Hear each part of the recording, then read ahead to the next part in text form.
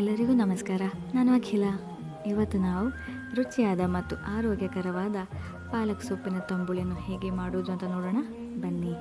ತಂಬುಳಿ ಅಥವಾ ಇದರ ಇನ್ನೊಂದು ಹೆಸರು ತಂಬುಳಿ. ಈಗ ಈ ಹೆಸರು ಯಾಕೆ ಬಂತು? ಯಾಕೆಂದರೆ ಈ ಹುಳಿಗೆ ನಾವು ಉಪಯೋಗ ಮಾಡುವಂಥ ಮುಖ್ಯವಾದ ಸಾಮಗ್ರಿ ಮೊಸರು ಅಥವಾ ಮಜ್ಜಿಗೆ. ಮೊಸರು ಮತ್ತು ಮಜ್ಜಿಗೆ ದೇಹಕ್ಕೆ ತಂಪನ್ನು ನೀಡುತ್ತದೆ. ಆದ್ದರಿಂದ ಇದನ್ನು ನಾವು ತಂಪು ಹುಳಿ ಅಥವಾ ತುಳು ಭಾಷೆಯಲ್ಲಿ ನಾವು ಇದನ್ನು ತಂಬುಳಿ ಅಂತ ಕರಿತೇವೆ. ಈಗ ಪಾಲಕ್ ಸೊಪ್ಪಿನ ತಂಬುಳಿಯನ್ನು ಹೇಗೆ ಮಾಡೋದು ನೋಡಿ. ಮೊದಲಿಗೆ ಅರ್ಧ ಕಟ್ಟು ಅಥವಾ ಒಂದು ಕಟ್ಟು ಪಾಲಕ್ ಸೊಪ್ಪನ್ನು ತಗೊಂಡು ಚೆನ್ನಾಗಿ ತೊಳೆದು ಅದನ್ನು ಚೆನ್ನಾಗಿ ಹಚ್ಚಿ, ಆನಂತರ ಒಂದು ಪ್ಯಾನಲ್ಲಿ ಸ್ವಲ್ಪ ತುಪ್ಪ, ಜೀರಿಗೆ, ಹಸಿಮೆಣಸು ಮತ್ತು ನಾವು ಹೆಚ್ಚಿದಂತಹ ಪಾಲಕ್ ಸೊಪ್ಪನ್ನು ಹಾಕಿ ಸರಿಯಾಗಿ ಬಾಡಿಸಿ. ಈಗ ಇಷ್ಟ ಆಗಬೇಕಾದ್ರೆ ನಿಮಗೆ 2-3 ನಿಮಿಷ ಬೇಕೇ ಬೇಕಾಗತ್ತೆ. ಆನಂತರ ಇದನ್ನು ಆರಿಸಲಿಕ್ಕೆ ಇಡಿ.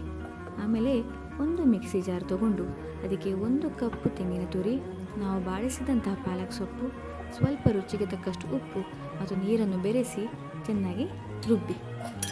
ಆನಂತರ ಇದಕ್ಕೆ ನಾವು 1-1/2 ಕಪ್ ಆಗುವಷ್ಟು ಮೊಸರು ಅಥವಾ ಮಜ್ಜಿಗೆಯನ್ನು ಹಾಕಿ, ನಂತರ ನಾವು ತುಪ್ಪದ ಅಥವಾ ತೆಂಗಿನೆಣ್ಣೆಯ ಒಗ್ಗರಣೆ ಕೊಟ್ಟರೆ ನಮ್ಮ ರುಚಿಯಾದ ಪಾಲಕ್ ಸೊಪ್ಪಿನ ತಂಬುಳಿ ರೆಡಿ.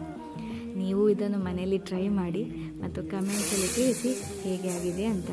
ಬಿಸಿ ಬಿಸಿ ಅನ್ನದ ಜೊತೆಗೆ ತಿನ್ನೋದಕ್ಕೆ ಇದರ ಟೇಸ್ಟೇ ಬೇರೆ.